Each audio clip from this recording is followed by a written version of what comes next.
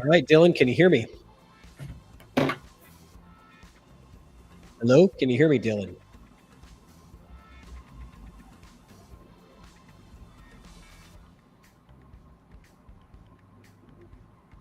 Hello, can you hear me? Yeah, I can hear you. Okay, good. I can hear you as well. Perfect. Okay, I wasn't sure if it would work without having like a designated mic, which I do not have at this exact moment. You sound absolutely crystal clear right now. So if you're just using your laptop with the built-in microphone on it and you're in a quiet space, it should sound great. Awesome. All right, well, this will be easy. This is my test environment. This is the Chalkbox arena, as you've probably seen from your friend Morgan, who was just here. So yeah, this is just my own personal EvoSports setup. And yeah, so basically this is it, right? The commentator studio. So this link that you have right now gets you into basically this environment when there's a stream going, you know, on my own personal table, but it's not public. So this is a privately listed, so it doesn't go onto the public YouTube channel. Okay.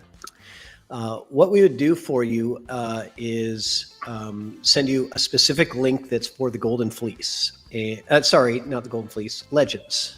Okay. Because yeah, so Michelle had given her nod of approval, saying she would be perfectly happy with you commentating matches at Legends.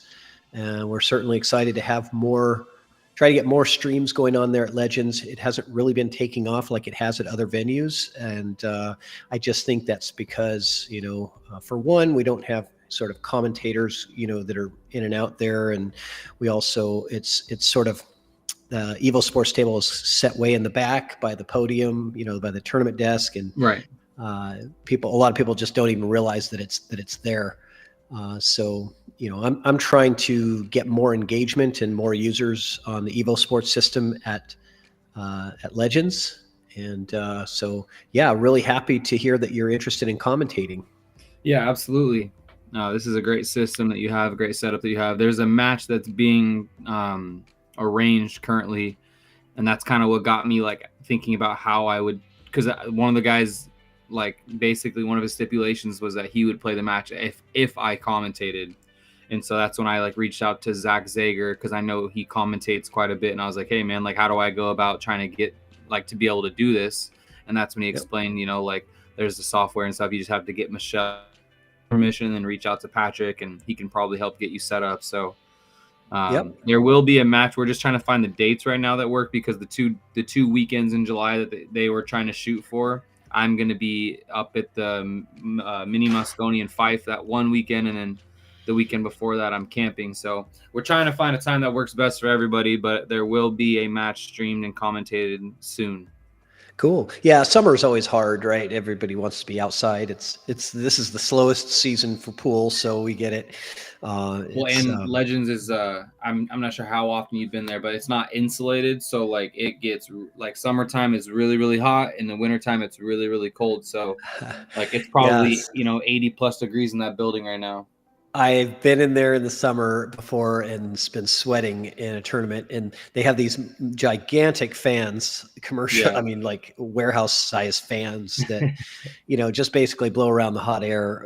But it's in that, but closer to that back wall is like, it's like I don't know, metal, I don't know if they're roll up doors or whatever over there. Yeah. And it's just, you could just feel the heat, radiating off those walls. It's crazy. Yeah. Which happens to be closer to where the live stream table is as well. So yeah, unfortunately, I don't know that there's a good area in that building, but that is definitely probably one of the worst areas, because like you have those big metal doors radiating heat, and then on the other wall by where the table is, all those like windows or whatever were painted black, and so just like sucks the heat in as well. Yep, exactly. So yeah, this is basically it's pretty simple, easy training here. The controls up at the top left of your screen, you should see a microphone. If you want to test that out and maybe count to 10 and click it when you get to like 4, so you can make sure that the mute works.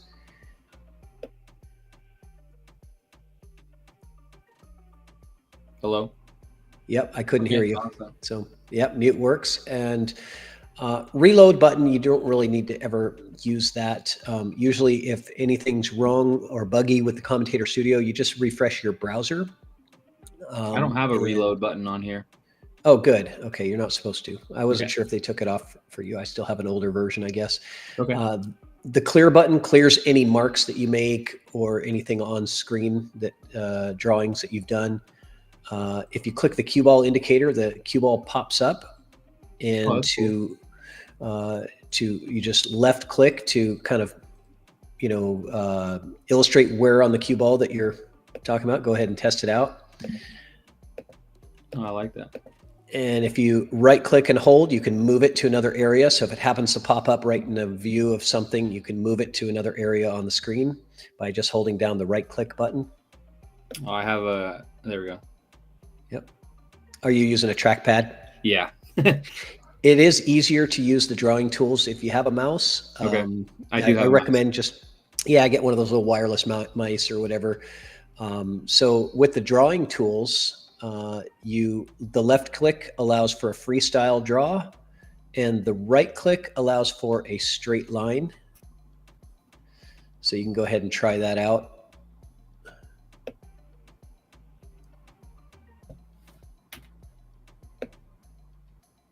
Yeah, definitely right click is much more difficult with the trackpad. Because I was trying to right click there, and I'm pretty sure that was a freestyle.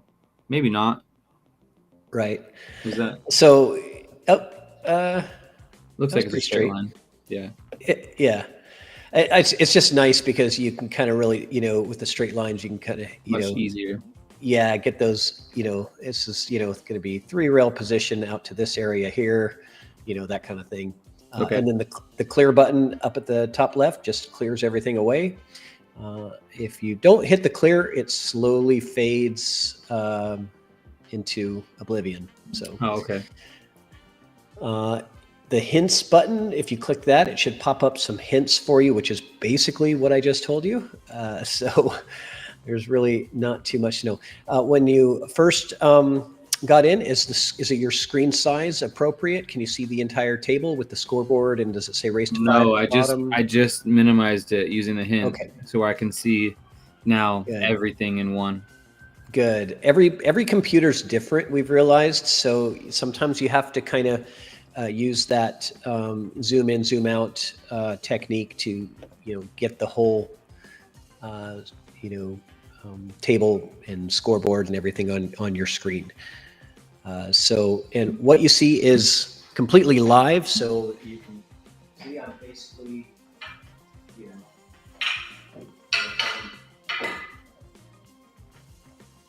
almost real time. It's basically like milliseconds. Yeah. I noticed when I was watching the match, because I've watched a few of these already, but the one yesterday that Zach and Trevor was commenting on, like it seemed, what they were saying versus what I was seeing was like, like you said, it seemed pretty much real time. I would have never guessed that there was even any sort of delay. Yeah. So this is brand new technology. So it's it's not perfect. We're working out bugs, and so we're always needing to get feedback on anything that you experience or any issues. One issue that we have found is occasionally, sometimes, whatever reason, you can't be heard, but you don't realize it because you're talking and you think you're being heard, but nobody can hear you on the screen. But then if you refresh your browser, it's fine. And we're not really sure what that issue is. And so one of the things I recommend doing is to just pull up the stream on YouTube on your phone and hit your mute button, say a few things, right? And then hit the mute button on the commentator studio and then turn up your volume on your phone and wait 20 seconds for it to catch up and listen to make sure that you can hear yourself. And then for sure that you're being heard on the stream. Okay. But always hit the mute button before you turn up your volume on your phone for the YouTube, because otherwise you just get this loop, right? Yeah. But yeah, that's about it. So the link that you sent me, that's just for this? Yeah, that's just for my sandbox environment here. Oh, okay. So I'm going to send you a new one that's going to be, the new one is going to be for Legends. And so that link that I'm going to send you, in fact, I send it to you right now. Just save it to my. Yeah, if you want to save it to your favorites, see here.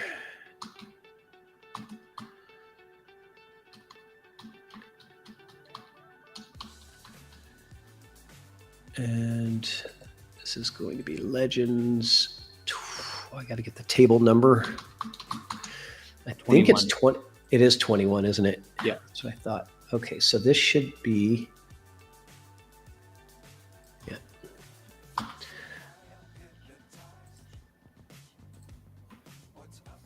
right. So this link, if you save that in your browser, that will be what you would use to get into any live streams. You can go in there now when there's no live stream open. It's just you won't see anything on your screen until they hit start stream. Okay. And then it'll just pop up. So a lot of times commentators, if they know a match is going to start at 7, they'll pop in a little bit early and just wait for the video to start. And then once the video starts, that you're live and you're on air. Okay. Yeah, that's awesome. That would have been really cool to have. If I would have known to ask about all this before the 1050 Scotch tournament that we ran, because I used the streaming for the money matches and all that, but was not doing any commentating because I really didn't know that it was an option. Yeah, like I said, it's all brand new, right? So we've just recently, really started pushing more the usability, right? The last 6 months has been all about growth, right? Get it installed in as many venues as possible, as fast as possible. And so that phase, we've sort of, we're slowing down on that phase and now focusing all on the user experience, commentating, just getting more usage of the platform. We're going to be releasing the player app really soon. The player app is going to be really cool. You're going to have venue leaderboards. So Legends will have its own leaderboard. We're going to run contests. You'll be able to see in the app all of your previous history. You can click right on all of your matches that'll just be cataloged in the app for you to watch back any of your previous matches. So we're hoping that the app really drives a lot more usage as well, with different contests and things to make it a little bit more fun. But yeah, that's the phase that we're in right now. So that's why we're really kind of pushing and trying to get more people that are passionate about the sport and want to do commentary to have an opportunity to provide that, because we know that it provides a lot more value to the players and the viewers, right? To have somebody commentating the match. Oh yeah, absolutely. I love watching pool, but it's much less enjoyable with no commentating. Yeah. You just, somebody that especially, to interact with the chat as well. It's in my opinion, it's way more fun to commentate than it is to watch a match, because you get to be part of it. You get to be engaged. You can share your thoughts and opinions and, that kind of stuff. So I think it's pretty fun, and using the drawing tool is pretty good time as well. We always get into these little contests of, who can draw the position circle and see if the player can land in it, Yeah. I remember Zach talking about that yesterday. Yeah, it's pretty fun. So yeah, have fun with it, enjoy it. Yeah, we're here for you if you need it. If you have any questions or anything, or have any issues, feel free to reach out. But yeah, you're set up and you're good to go. So for the chat, would I have to have a separate window open for YouTube in order to be able to see the chat? Yes. Yeah, we do not have chat integrated into the commentator studio yet. It is on our roadmap, but we don't know when that's going to be exactly. So for right now, you would have to just have another window open to see the chat. So if you're on a laptop without any external monitors, it is kind of flipping back and forth a little bit. You just want to make sure that you have the volume off on the YouTube video. Right. So that you're not getting that audio loop. Okay. The only other thing to know here is if you decide to use an external microphone that's not, or external speakers that are not, built into your laptop, you do have to change that in the settings. And so if that's your plan, I can show you how to do that. It's pretty simple. Okay. For the most part, I think that will come in if I'm commentating a tournament that I'm running, which is once or twice a month usually, just because the environment would not be very quiet when I'm at the tournament, so that would probably come in handy then. Yes, so exactly. Thanks for bringing that up.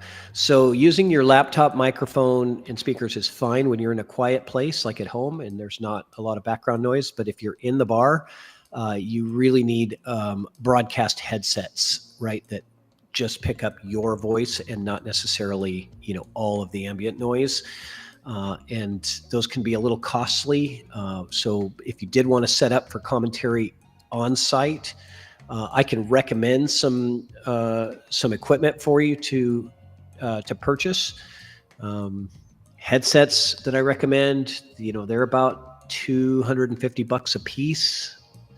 And they do have to be plugged into an audio mixer, which is about $150.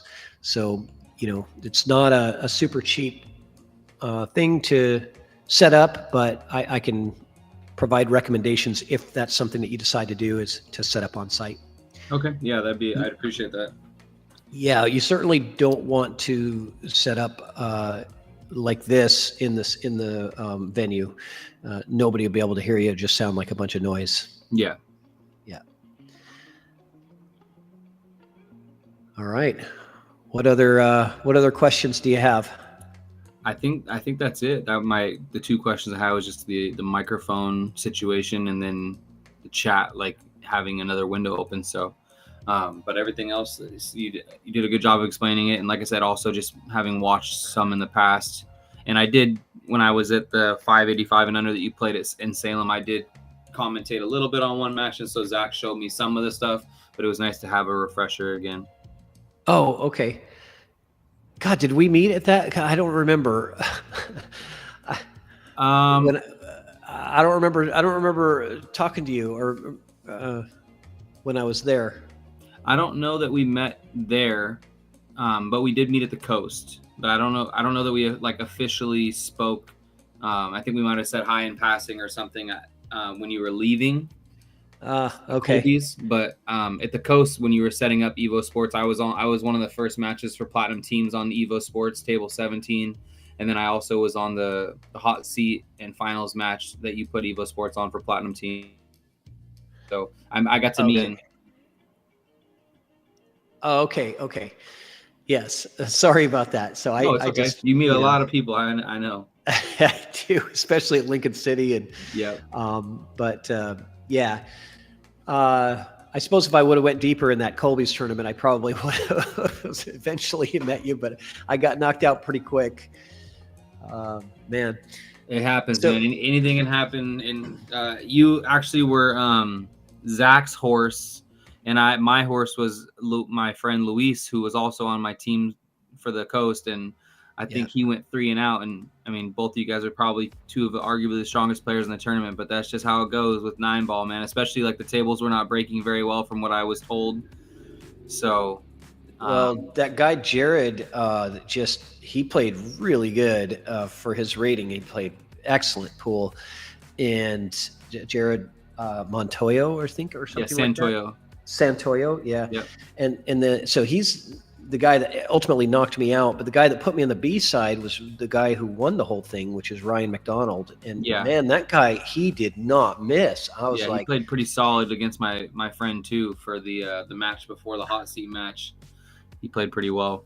Yeah, I mean, I've seen him before and I've seen the game before, but I've never seen. And he even told me afterwards, he goes, "That's the best I ever play." He goes, "You got my absolute best game." And it's like, "Geez, thanks." Yeah, I appreciate that. So, I mean, I hardly had any opportunity. I was playing good safeties. He was jumping and getting, either a good hit on the ball and sticking me somewhere, or pocketing his ball and running out, or kicking 2 rails and running out. I was just like, "Damn, I don't know. I don't know what else I could do." Yeah. That's one of the. Sometimes it's like that. Yes, I for me personally, I would prefer to lose that way. It's just when you didn't feel like you didn't really do anything wrong, and your opponent just was getting out of safes or making balls, and that to me is a lot easier to stomach than with like people like slopping balls in, mishooking you left and right, or making the 9 on the break a couple times, or maybe you're dogging balls late in the racks. Like those are tough to swallow. But when a guy plays immaculate pool, it's obviously you want to win and it's tough as a competitor, but it's, it's not really anything you can blame yourself for. So, yeah. I feel like I did have my mistakes in against Ryan, but even if I played my best, I still probably didn't beat him the way he was playing, So I was just like, what can you do? Yeah, it happens. And his break was working too. But anyway, so yeah, man, I'm excited to to get you started with commentary and to get Legends on board with more streams. Anything that I can do to help promote more streams at Legends, it's really it's really a priority for us, because Michelle, did this and wasn't really sure how it was going to work out, but she was assuming that it's going to be really popular, and it hasn't been so far. But we think that's just because like in Salem, it's at Jammers, right? And it gets played all the time. Mm-hmm. But they have 4 tables, and 2 of them are EvoSports tables. So everybody knows that it's there, right? Everybody knows that it's something that you do at the bar. Like you just, jump on and get on the live stream, right? Yeah. I'm going to talk to Michael Walmersley, who runs the Wednesday night 10-ball tournament at Legends, and see if he'll start doing some of if he's already, I think he's doing it already, but in case he's not, I'll have him start doing some of the money matches and finals and stuff on the streaming table, and then I'll just as long as I'm not busy late, because it's pretty late, but I should be okay to at least a couple of matches pop on and do some commentating for that tournament, just to try to get something going. Yeah, absolutely. And if you have another person in mind for commentary that you feel like gel really good with, that you want to add in, let me know. And I'll do the same thing. I'll get approval from Michelle and set them up if that works out. Again, they can be kind of anywhere. Maybe Morgan will want to do it. I don't know. I think he'd be pretty good. Yeah, that wouldn't be bad. I was trying to think right now because I know Michael Walmersley. He helps run a lot of tournaments out of there with me, and he runs the Wednesday night tournament. And he's a high level player. He's like a 650 player, but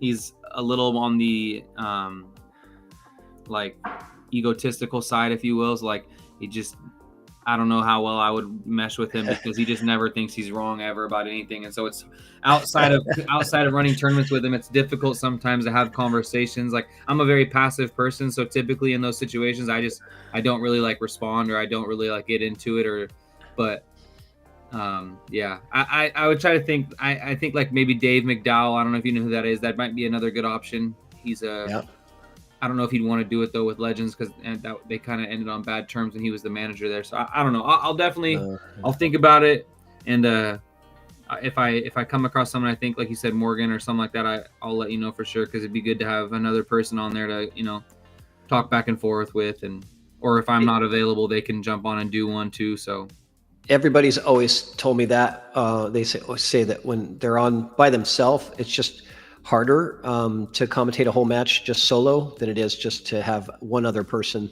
that you kind of bounce things off of, and makes it more conversational versus exactly. Yeah. So I was gonna say, like that's any pool term I've ever seen almost, or any commentating match has almost always been two people.